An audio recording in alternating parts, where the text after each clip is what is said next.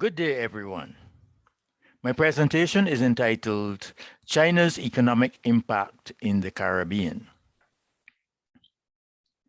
Every year, the Caribbean receives substantial benefits from the importation of affordable products made in China, many of them sold by American companies under brand names that are familiar to Caribbean consumers.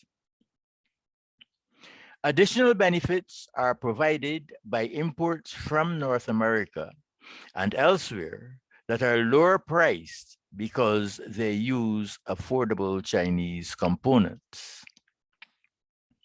These benefits are not fully appreciated because Caribbean consumers have become used to their prices and do not realize how much more expensive these items would have been if the products or their components were not available from highly productive Chinese factories. In this essay, I will share the results of some calculations I have made of the magnitude of these benefits and suggest some areas in which the Caribbean might seek to improve the gains from importation from China. I will also comment on Chinese investment in the Caribbean, Caribbean exports to China, and Chinese visitors to the Caribbean. First, the benefit of affordable imports made in China. In a paper published in 2021, I estimated the benefit of the import of Chinese-made goods and products made with Chinese components for 6 Caribbean countries: the Bahamas, Barbados, the Dominican Republic, Guyana, Jamaica, and Trinidad Tobago. I found that in the case of Trinidad Tobago, the country was able to purchase 6% of additional imports over what could have been obtained with the same expenditure, thanks to more affordable Chinese products. For the other countries, the benefits were greater, up to as high as 10% for the Bahamas. The extra purchases made a major contribution to the national product of these islands because they all depend on importation for the products they need for everyday living. Unlike large economies like China, the tiny economies of the Caribbean use the foreign currency they earn from tourism and exports to purchase the imports that are needed for all domestic activity. The more imports they can buy with the foreign currency they earn, the more economic activity and domestic income can be generated. The 6 to 10% of additional imports Caribbean countries were able to purchase with their earnings of foreign currency results in a much larger gain in terms of domestic economic activity. What is more, these benefits accumulate year after year. This additional growth in economic activity and not national income is by far the main economic benefit that Caribbean countries derive from commerce with China. Therefore, the priority for Caribbean commerce with China should be to get maximum benefits from importation by sourcing directly from China, by improving transportation links and reducing transport costs, and by faster, more convenient, and less costly payments arrangements. Importing directly from China. Caribbean nations might increase the benefits of importation by exploring the possibilities of sourcing directly from China products which are currently imported from North America and elsewhere, as well as items which are purchased under American and other non-Chinese brand names. The little device I use to monitor my blood pressure carries the brand name of an American company which is headquartered in the state of Illinois in the USA, but it is made in China. I was advised to purchase this brand because the medical fraternity in Barbados knows that this company sells appliances that give reliable results.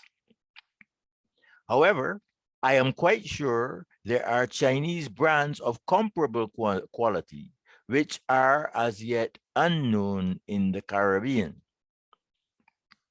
It would be worthwhile for Caribbean importers to seek to get the full benefit of lower cost Chinese products by greater knowledge of Chinese producers, rather than share those benefits with non-Chinese companies.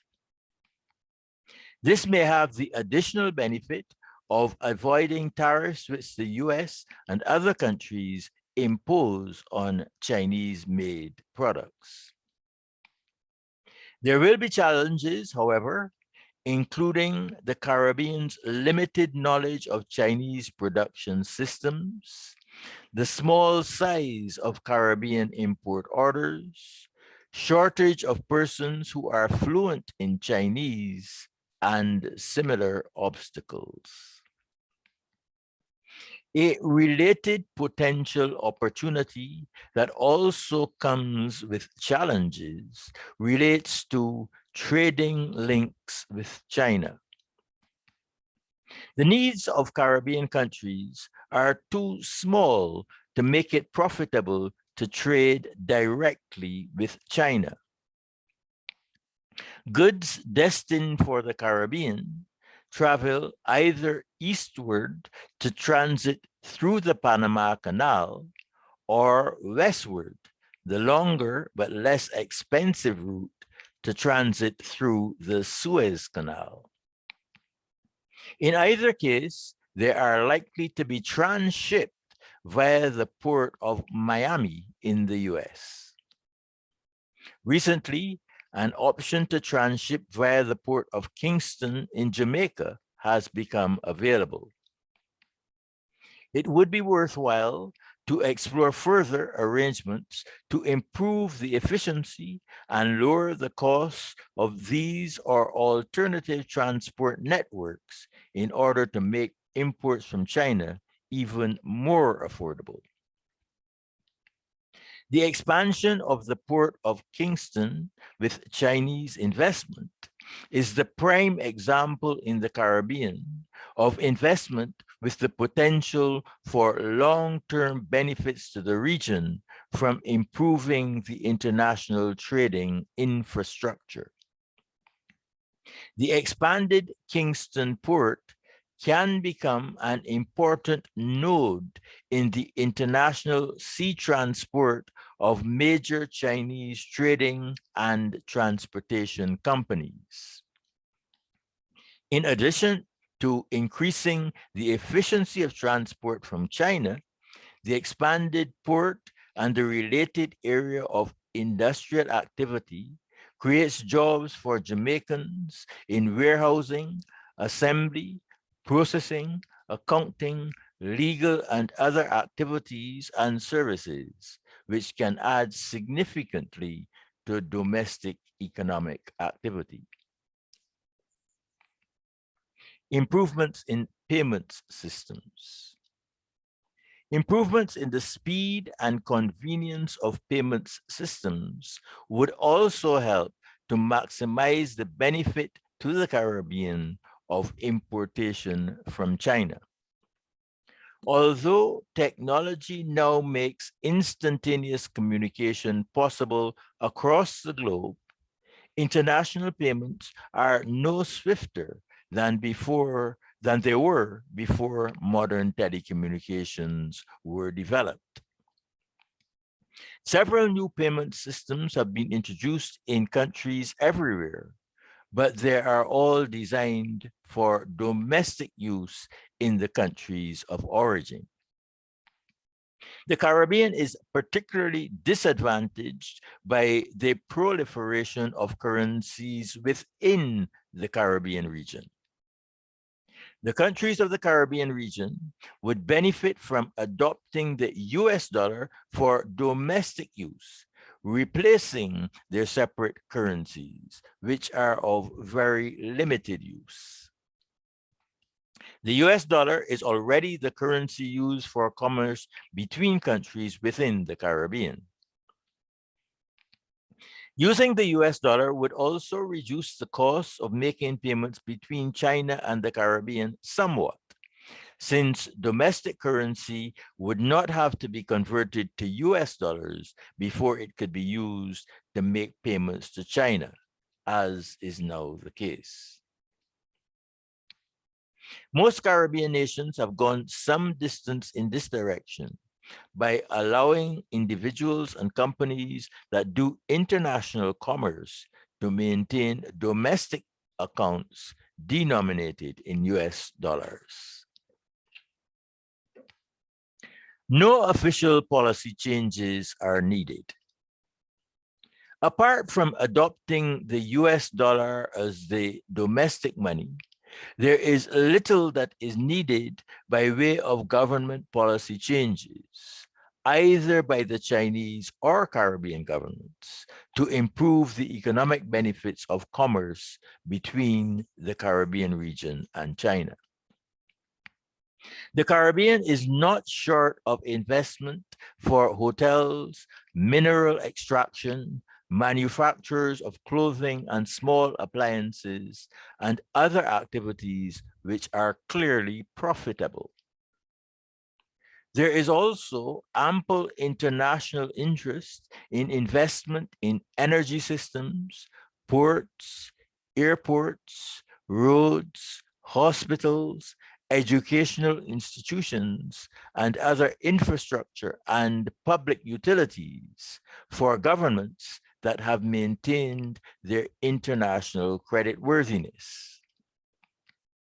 What stands in the way of greater investment in the Caribbean is the region's limited capacity to design and present competitive investment projects, and the fact that a majority of countries have poor credit. What is more, governments have a dismal record of project implementation, and the quality of public administration is generally below par. Once these deficiencies are addressed, the Caribbean will attract as much investment as it needs from traditional sources as well as from China. The Caribbean is so small relative to the markets in North America and Europe from which the region attracts visitors that the Caribbean region cannot possibly exhaust the supply of tourists from these sources. If there is any difficulty in achieving full capacity for tourism services from these markets, it must be that the product is not correctly priced for the quality of product on offer. We should expect that Chinese visitors will also expect to get good value for the money they spend, especially as they have comparable tropical resorts much closer at hand in the Pacific, with which the Caribbean must compete. Much the same logic applies to Caribbean oil and manufactured exports. Why would Caribbean exporters find it more profitable to ship products to the other side of the world when their production capacity is so small that they can never exhaust the possibilities of markets in the Caribbean and North America? The notion that the Caribbean needs to balance its trade with China is misguided. On the contrary, The Caribbean reaps greatest benefit from attracting visitors and exporting to markets that are familiar and accessible, using the foreign exchange earned to import affordable Chinese products. In that way, they minimize the cost of sales and maximize the amount of imports they can buy with their foreign currency in earnings. In regard to investment, the Caribbean must focus on building capacity to design and present internationally competitive projects. And Caribbean governments should seek to restore their creditworthiness through judicious management of their public finances. Thank you very much.